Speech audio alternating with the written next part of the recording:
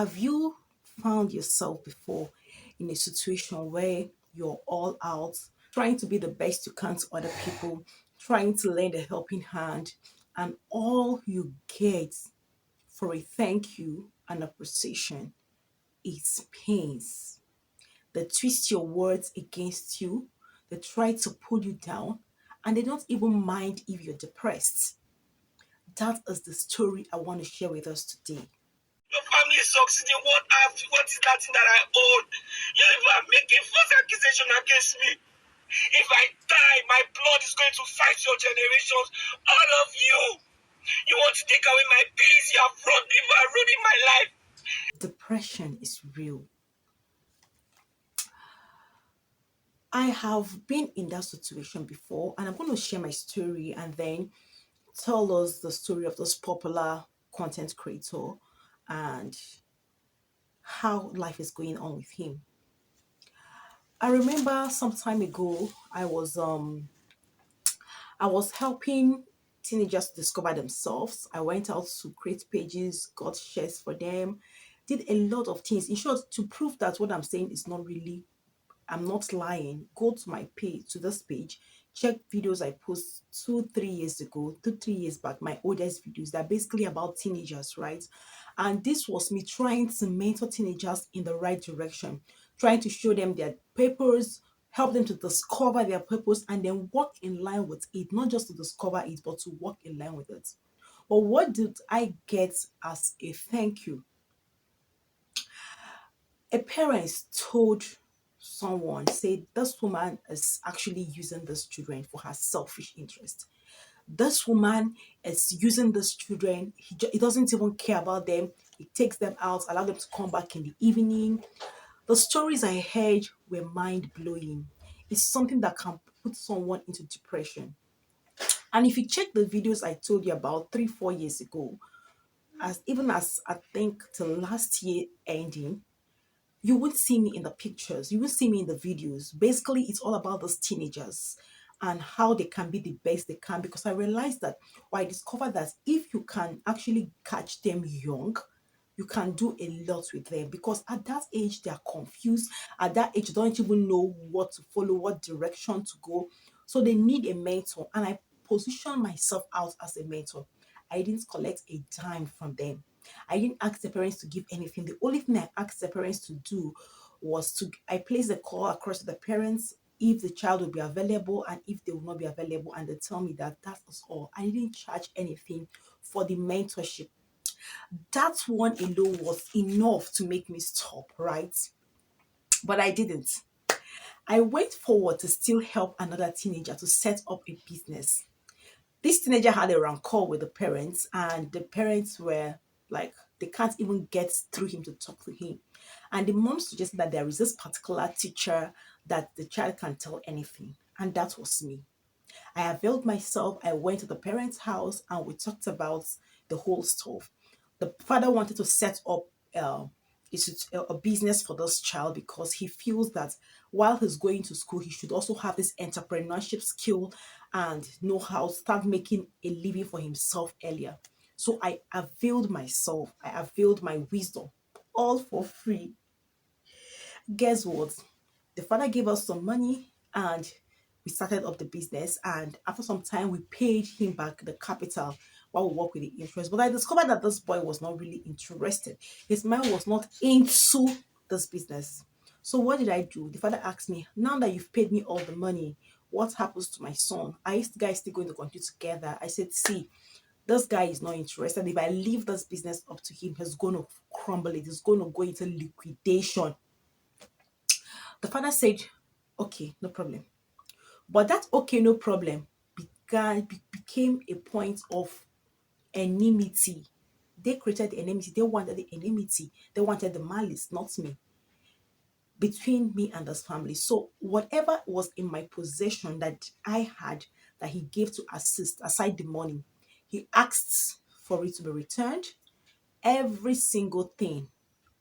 And this boy would see me and walk past without even saying good morning. And there is this neighbor of mine who happens to be selling some other things different from what I do or what the Father has given us money to do, this guy will go sit down there without greeting, will just pass in front of me, go and sit down there and start talking, gisting. Only God, I'll be like, God, what is this guy saying? And I've told those people in the area that this is my brother. God, you can't imagine that disappointment. Can't imagine the. I didn't fall into depression because of I understood that human beings are complex, human beings can change, human beings can be. The devil we are looking for works in human beings. So, but I felt so bad. The pains were there. You continued this for some time. I had to start begging God. I said, God, please help me so that whenever I see this guy, I don't feel anything. For some time, it continued till that was it. But he would just walk past, go sit down with this person. And this one is someone that wouldn't want to talk to me normally. So you go and sit down with some person that is supposedly your enemy. So you see that kind of betrayal. Where somebody you've met or somebody you take like a son will now leave you and go and sit down with a supposed opponent. Do you like you the person will literally shoot like your life is in danger, your life is not safe.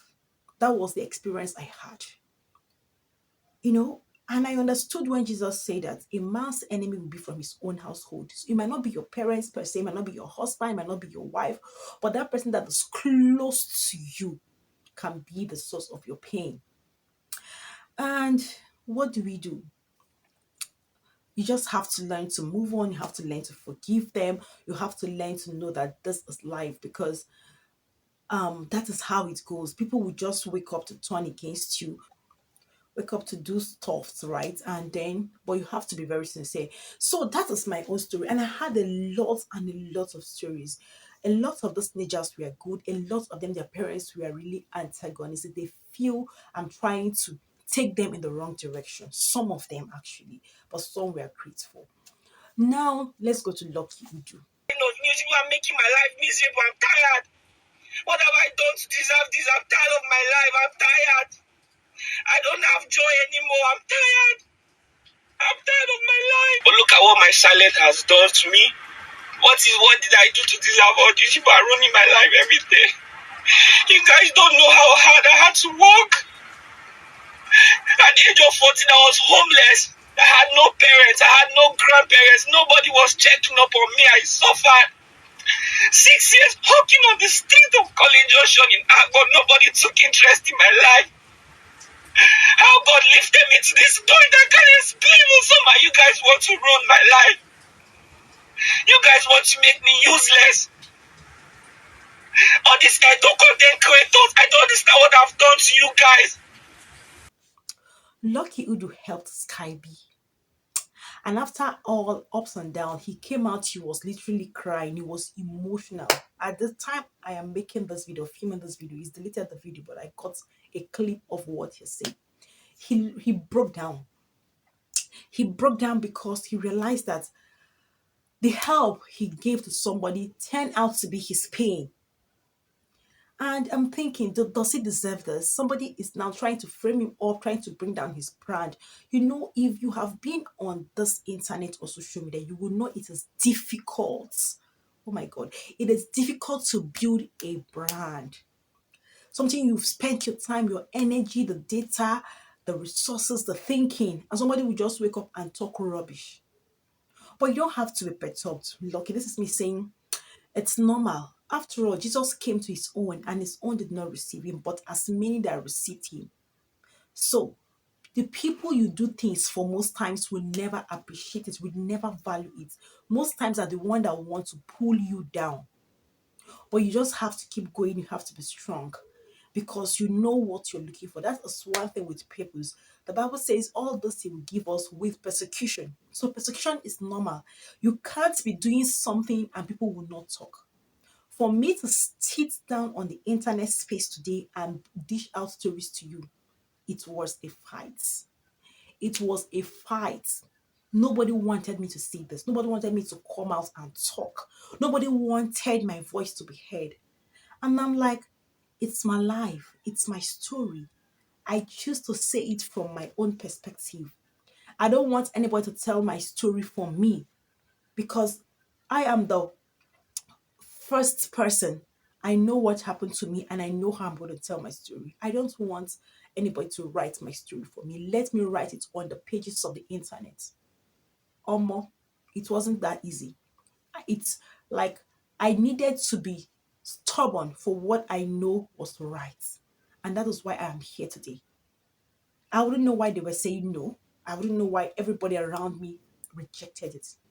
But it's my life. And I'm not doing anything to hurt anybody. I'm just coming out to share my story from my own perspective. So it's lucky you're doing a lot of things, you're doing the right thing. You're doing well. Don't allow anybody to dissuade you. Don't allow anybody to make you feel depressed. It's okay. It's okay. Stop the cursing already. You're going to be fine. Trust me. You're going to be fine. So, guys, this is a clip of what um Lucky said about Sky B, and Gege and all that, how they try to pull him down, but he's still strong. Don't be depressed. People will want to make you depressed, but the person I will tell you, don't don't listen to them. And for us that are doing content, one of the things I've trained myself to do is not to read comments. As much as I want the comments because it's engagement, I try not to take them to heart.